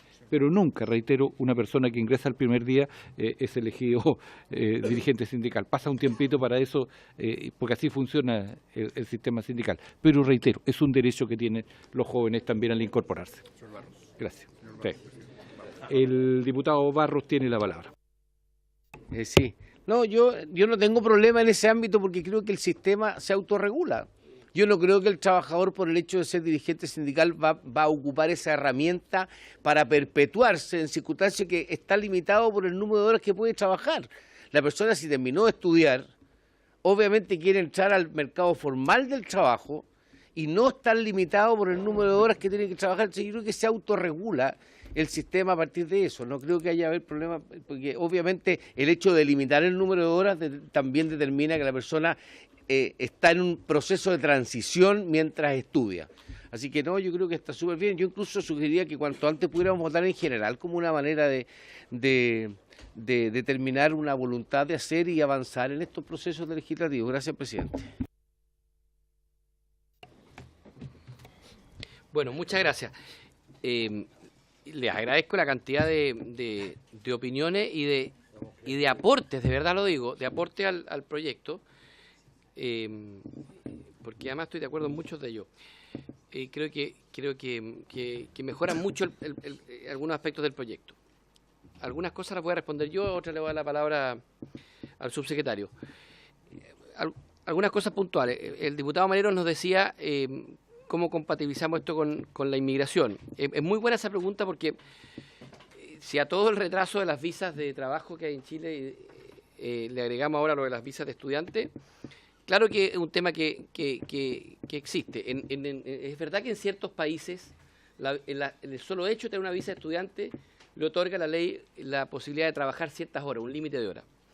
Aquí no se está pensando en eso todavía. Ni siquiera en el proyecto de migración está contemplado aquello, por lo tanto, en el caso de extranjeros, para hacer uso y para trabajar en este contrato especial, se va a requerir las mismas condiciones que cualquier extranjero, es decir, visa de trabajo. Si después se moderniza esto y le reconocemos ciertas horas a la visa de estudiante, en caso de que se establezca, va a ser distinto, pero mientras no exista esa categoría, un extranjero, para tener contrato de trabajo y para trabajar va a requerir la misma visa que si trabaja a tiempo completo. Después, también el diputado Melero nos decía que es importante regular, y lo recojo absolutamente, la mala práctica, porque en mi opinión, me atrevo a decirlo desde ya, es una mala práctica que un trabajador que está facultado para asistir regularmente a clases, pero sin embargo está moroso en el pago de la mensualidad, no se le reconozca físicamente a través de un certificado dicha calidad. Eso es una mala práctica y me comprometo esta semana a revisarla y de que eso no perjudique obviamente el derecho del trabajador a poder acreditar su condición de alumno regular, aun cuando tenga morosidad en el pago de la mensualidad. Pues sería absurdo que un trabajador que un estudiante asista a clase, se le reconozca el derecho a participar en toda la actividad académica, sin embargo no se le certifique por escrito y con eso se le afecte su derecho laboral. Así que es un buen punto que voy a revisarlo en la semana. La idea de cómo impedir que los ingresos del trabajador estudiante afecten los beneficios. Primero, aclarar un punto, los beneficios que no se van a perder son todos los beneficios que existan asociados a su calidad de estudiante. Fondo solidario, crédito, beca de movilización, beca de alimentación, cualquier subsidio o beneficio asociado a sus estudios son los que no se afectan en nada, ¿no? Perdón, ministro, que lo interrumpa. A él. Lo que pasa es que el efecto en el grupo familiar, porque era parte de un grupo familiar. Entonces, la medición del registro social de hogares, como él sigue siendo parte de ese núcleo familiar, va a aumentar el monto de los ingresos y obviamente va a cambiar el tramo. Claro. Eso es lo que puede pasar, entonces afecta a la familia de paso. Claro, pero a eso iba. Esto no significa que si el titular es estudiante y tiene un subsidio de aseo, por ejemplo, no está pensado en que no pierda el subsidio de aseo. Ahora, la fórmula que contempla el proyecto es que los ingresos por el contrato especial de estudiante no se consideren como ingresos familiares. O sea, en la encuesta va a estar excluido como ingreso para el grupo familiar el ingreso de este contrato de estudiante. Las encuestas hoy día están todas... No, a mí lo que me preocupa es que un encuestador de una municipalidad X va a la casa y el estudiante está trabajando o estudiando en el instituto superior y no sé, pues, alguien de la familia dice, sí, el fulano de tal, tanto. Y entonces, por desconocimiento a veces, por cómo bajamos la información, se vayan a producir, sin que se quiera producirlo, se vayan a producir, ¿no es cierto?, inequidades en ese sentido. ¿Cómo garantizamos eso? ¿O cómo avanzamos de manera que esto sea una información muy clara? Muy bien. Presidente, lo que ocurre es que hoy día las encuestas están formateadas, ¿ya? Y los ingresos familiares que forman parte del haber para determinar si una familia entra o no entra en el rango de un subsidio, esas encuestas llevan taxativamente señalados cuáles son los ingresos, si de pensiones, si de renta del jefe familiar, etcétera, etcétera. Esta renta proviene de un contrato especial, de una ley especial, y ni siquiera va a figurar en una línea que el encuestador pueda llenar. No queda al arbitrio de un encuestador. Hoy día ya prácticamente son muy pocas las cosas que el encuestador tiene a su arbitrio en una encuesta, ¿ya? Precisamente el velar por la focalización de los recursos fiscales en materia de subsidios implica que esto no quede a criterio del fiscalizador, porque si no estaríamos en otro escenario de cosas. Yo solo solicitaría que este ingreso, cuando no se dicen esas cosas, exceptúase este ingreso del trabajador joven o como quiera llamarse, del cálculo de es lo que te ya. Perdón, ministro. Sí. A ver, respecto a lo que dice, respecto a lo que nos plantea la diputada Sepúlveda, la tasa de desempleo efectivamente entre mujeres y hombres en este grupo de edad es de 16,1% de las mujeres, al revés, 18,1% en mujeres y 16,1% en hombres. La descomposición por regiones me comprometo a mandársela más tardar el viernes a su correo electrónico, para que pueda ver región por región donde el desempleo es mayor. Y lo que me parece, la tengo acá, pero prefiero mandársela. Sí, perfecto. A primera vista le puedo decir que la región de la Araucanía es la que tiene mayor, con casi un 20%. Y la suya tiene un 9,6%, es la tercera más baja. Sí, pero bueno, se la mando. Sí. Es verdad, es verdad. Oiga, y también le voy a preparar para la otra semana, porque me parece también muy interesante ver la evaluación por región de las asignaciones de subsidio juvenil. Creo que ese es un temazo que tenemos que ver también, porque... Bueno, yo se los traigo la otra semana a todos, región por región. Ahora, los estímulos del derecho comparado, me parece bien que la biblioteca nos ayude a ver qué otros estímulos existen. Desde ya me atrevo a anticipar al tiro uno, que es el que motiva este proyecto, que es la rigidez de nuestras normas laborales. En prácticamente todos los países que yo conozco y revisamos que existe mayor empleo juvenil de estudiantes, es porque se permite hacer lo que ahora queremos hacer. Es decir, trabajar 3 horas en la mañana y 4 en la tarde, contratar sin perder beneficios como la carga de la familia, entrar y salir del empleo en ciertos periodos, sin que eso implique un costo imposible, porque si usted tiene un trabajador que puede trabajar de marzo a julio y después tiene que, como le llamamos nosotros en mi escuela, invernarnos 2 meses a estudiar los exámenes y tocar la puerta nueva para buscar. Si yo no puedo hacer eso porque tienen que indemnizarme y pagarme el mes de aviso previo, bueno, nadie me va a contratar. Entonces, si tenemos esa rigidez, como hoy día existe en nuestro código, finalmente opto por o no trabajar o trabajar sin ninguna regulación, con completa precariedad y con la informalidad. Pero es posible que encontremos otros beneficios que tengan que ver con lo que usted nos decía, y creo que la biblioteca en eso nos puede ayudar. Ahora, algunas cosas puntuales antes de la palabra al subsecretario. El diputado Soto y el diputado Ramírez nos tocaban el tema de por qué nosotros mantenemos la obligación de cotizar en AFP. Esto es una decisión que al final tenemos que tomar en su conjunto. ¿En qué sentido?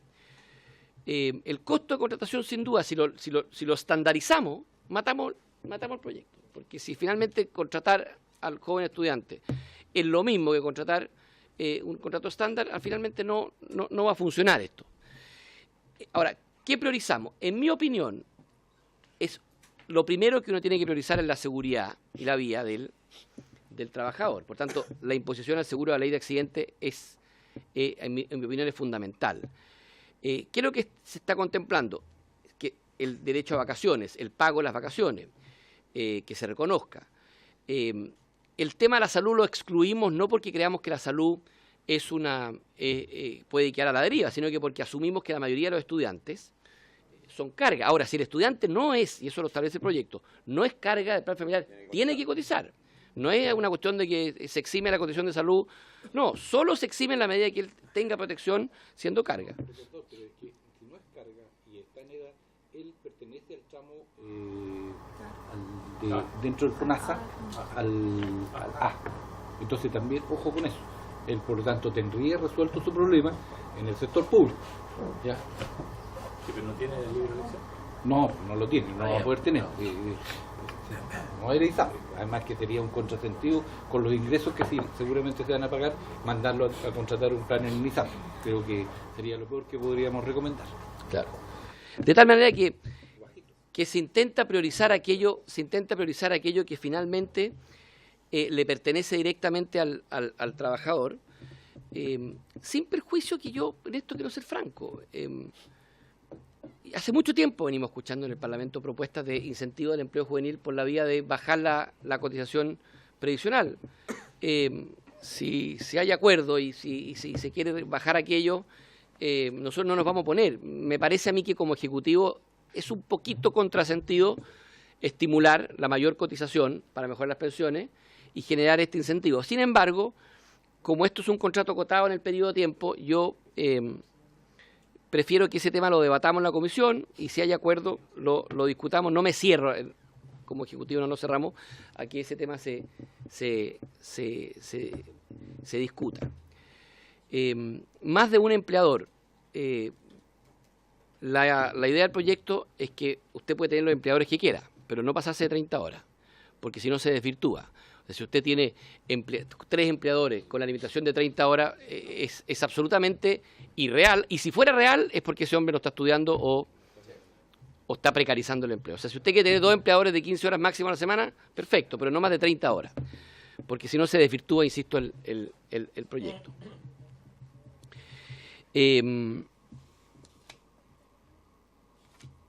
La diputada Orsini nos decía que nos da una fórmula de cálculo de extensión. A mí me gusta la idea.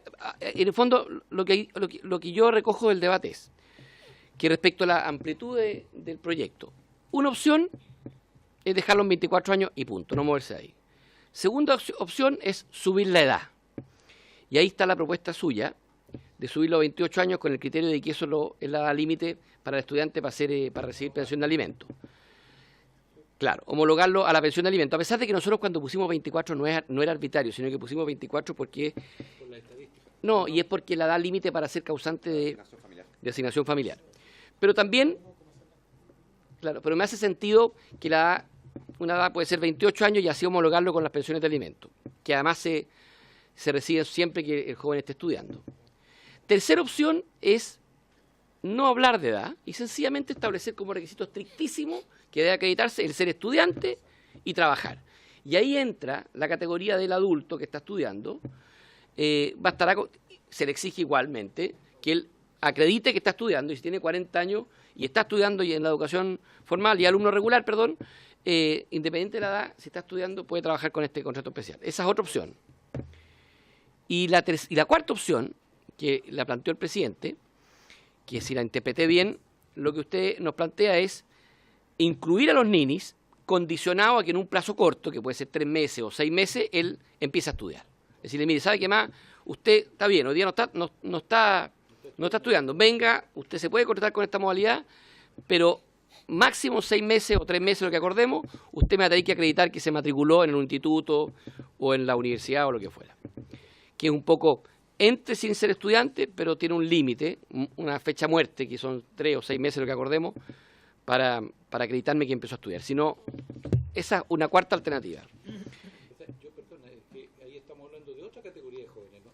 No lo tomaría como una nueva alternativa, sino como que estamos dando cuenta de un grupo de jóvenes, 750.000, me decía el diputado Melero, que hoy día no tienen nada. Entonces los queremos incorporar a este proyecto. Yo no tomaría, el otro es levantar el techo para asimilarlo al pago de la retención o de la Una ministro.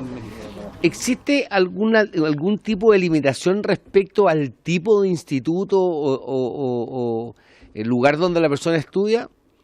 Porque tampoco reconocía. Perfecto. El proyecto de la instituciones.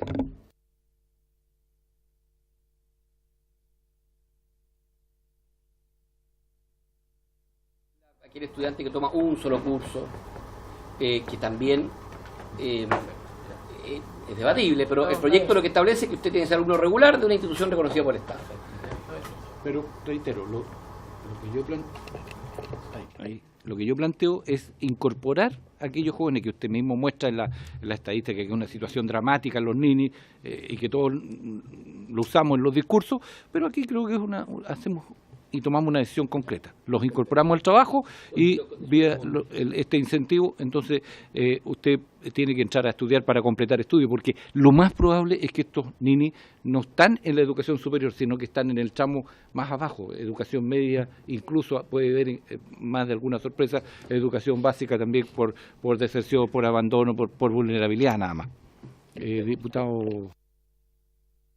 Sí, compartiendo la preocupación que obviamente que tiene que ser prioritaria para todos del tema de los famosos ninis, tengo la impresión de que es una situación completamente distinta. Y yo no sé si es conveniente introducirla al debate de este proyecto, porque yo creo que las cosas se pueden complejizar mucho más. Yo creo que hay causas mucho más profundas en relación a los ninis que la relación necesariamente trabajo-estudio. Y no veo tampoco una relación de causalidad necesariamente que en el caso de incorporarlo a este tipo de contrato de trabajo ello vaya a ser un incentivo para que efectivamente entre a estudiar y no se utilice en definitiva para solamente adquirir los beneficios de este tipo de contratación, pero el día de mañana vamos a tener las cifras negativas de que esos jóvenes nunca ingresaron a estudiar. Por lo tanto, ahí hay una cosa que me genera dudas.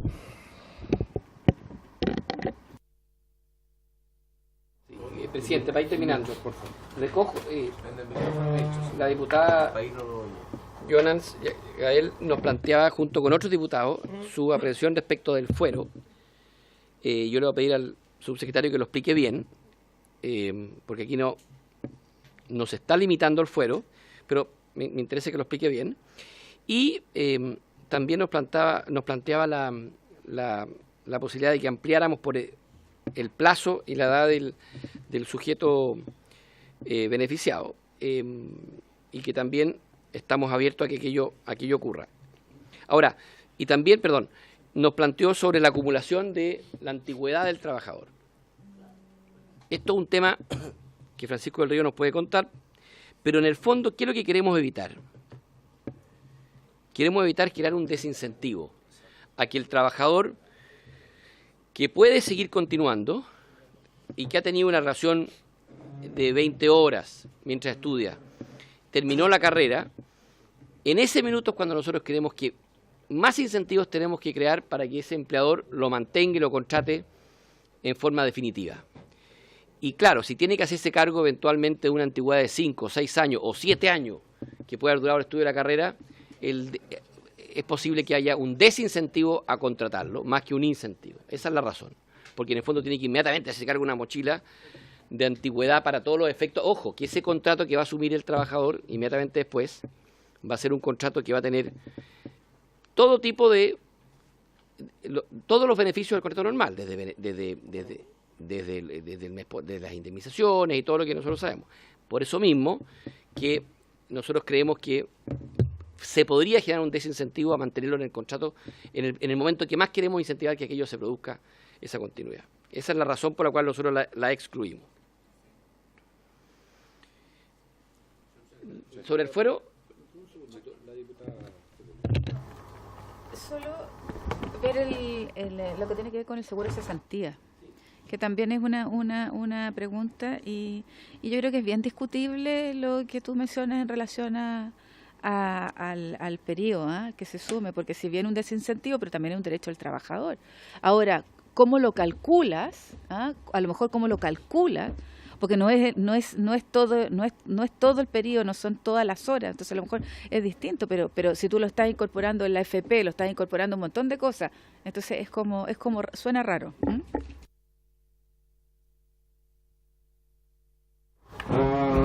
Ya. Presidente, muchas gracias. Por su intermedio también poder aclarar algunos puntos. Yo creo que el ministro en general ha tocado la mayoría de los puntos. Quedan un par de puntos que me gustaría complementar. Primero, respecto de la edad, efectivamente, el límite que establecimos, los 24 años, no es un límite arbitrario. Lo vimos en la edad de asignación de los causantes, de las personas causantes de asignación familiar. Lo que plantea la diputada Orsini, efectivamente, también puede ser una alternativa a los 28 años. Estábamos revisando también los programas que hoy día estatales, que hoy día existen en relación a los jóvenes, como este proyecto está pensado.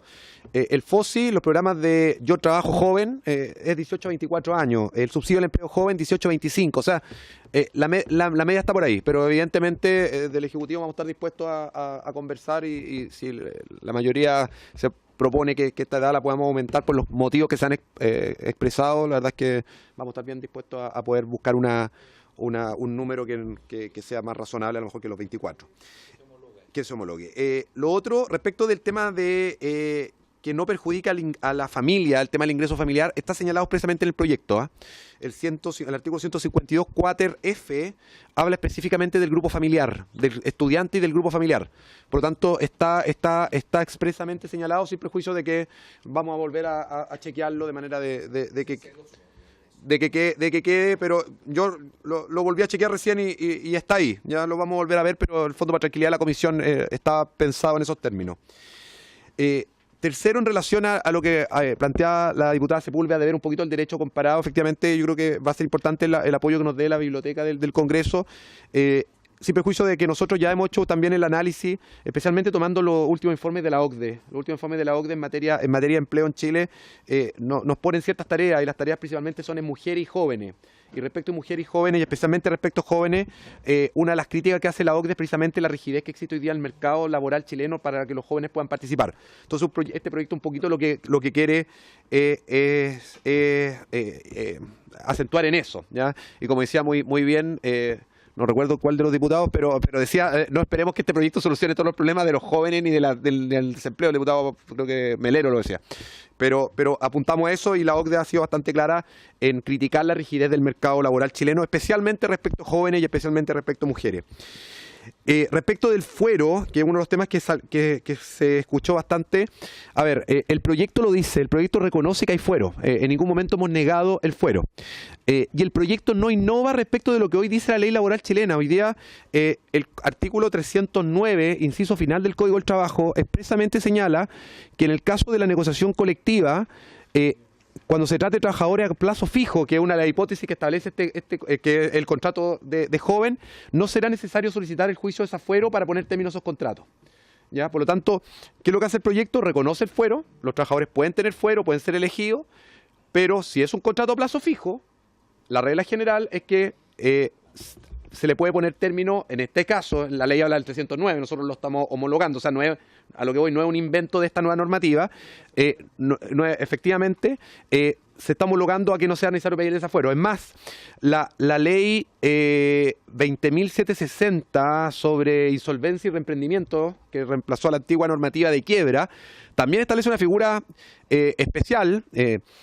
Y me recuerdo que el 2013 me tocó venir también a esta comisión a presentar este proyecto, ya a discutir sobre la ley de quiebra y la ley de quiebra, ex ley de quiebra, hoy ley de insolvencia. Ustedes sabrán mejor que yo que establece específicamente que cuando una empresa cae en insolvencia, el fuero del dirigente termina ipso iure, decimos los abogados, o sea, de pleno derecho, no es necesario pedir desafuero, y solo establece una excepción respecto de las mujeres del fuero maternal, precisamente por la condición especial. ¿A qué voy un poquito con este comentario? Que lo que estamos planteando en este proyecto no es una innovación en términos jurídicos respecto de otros casos que ya nuestra legislación contemplan en materia de fuero. Podemos conversarlo, podemos discutirlo, vamos a estar abiertos a ese análisis, pero en el fondo nos interesa como Ejecutivo que no se malentienda, primero que se niegue el fuero, en circunstancias que está, y segundo que es un término arbitrario porque nuestra legislación para algunos casos ya lo contempla. Discutiremos si en este caso lo queremos mantener o no mantener, pero en el fondo me interesaba dejar presente que existe en otros casos. Puede tener fuero, efectivamente, sí. Y lo dice precisamente el proyecto. O sea, tiene. Tiene fuero. No puede, tiene. Sí, el proyecto contempla que tiene fuero, sí, la distinción está en el término. ¿Qué pasa? ¿Qué pasa cuando ese contrato de plazo fijo termina? Cuando termina el plazo fijo, ¿tengo que pedir desafuero o no tengo que pedir desafuero? Nosotros optamos porque no haya que pedir desafuero precisamente para fomentar la contratación, pero está en línea con lo que les decía del 309, está en línea con el 163 bis de la ley de insolvencia y un par de normas más que eximen de la solicitud de desafuero para algunos casos específicos en nuestra legislación.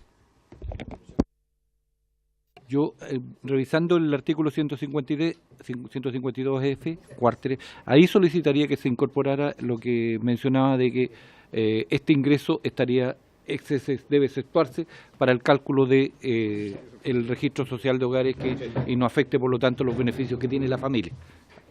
Ahí en una de las frases.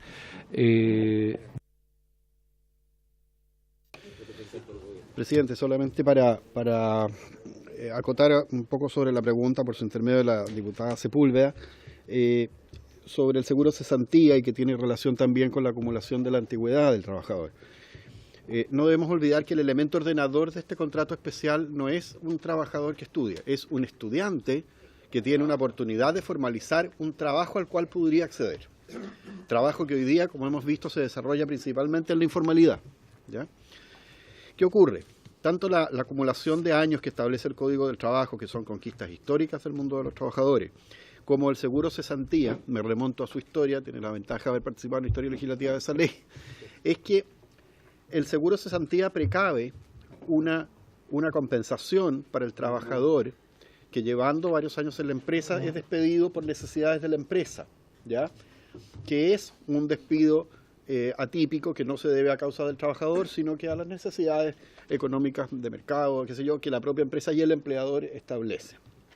Ahora bien, la lógica de esas instituciones, de la antigüedad y del seguro de cesantía, es la permanencia, es la existencia de un contrato indefinido que termina por una causa incierta, como es el despido por necesidades de la empresa, y que afecta la estabilidad laboral del trabajador.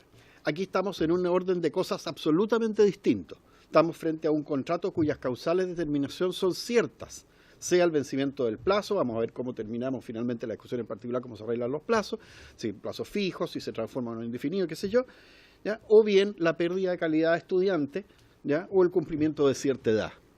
No estamos frente a una vocación de permanencia y de aporte a la productividad de la empresa, sino que estamos frente a una institución que protege el trabajo formal de aquellos estudiantes que pueden hacerlo.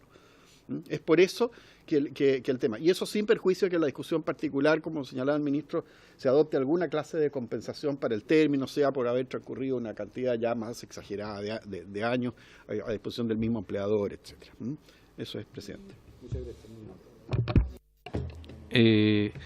Ha habido un debate intenso y al mismo tiempo sustantivo respecto del proyecto. Agradecer también la presencia del señor ministro, señor subsecretario y su equipo.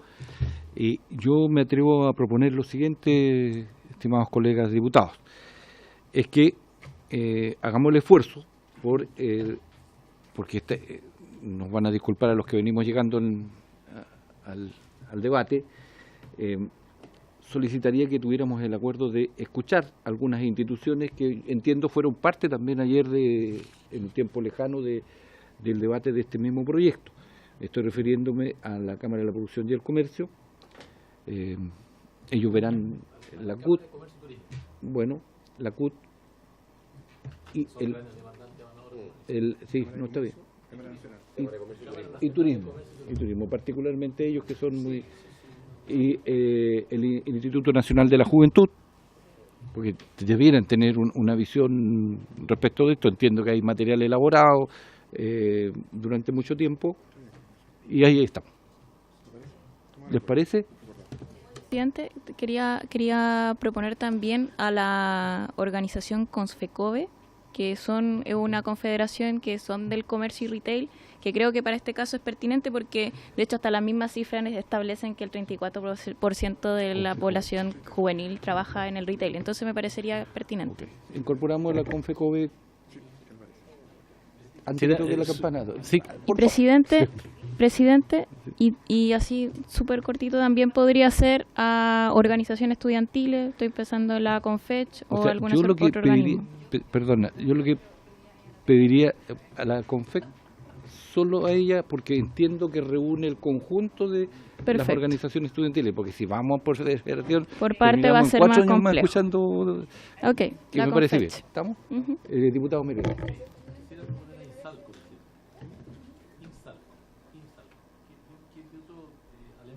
Allá. Bueno, interesante escucharlo. Exacto. Si hubiere otra institución y que la hacen llegar, por favor, al secretario. ¿Acordado? Acordado. Bueno, muchas gracias a todos por esto y se levanta la sesión por haberse cumplido el objetivo y el propósito de esta sesión.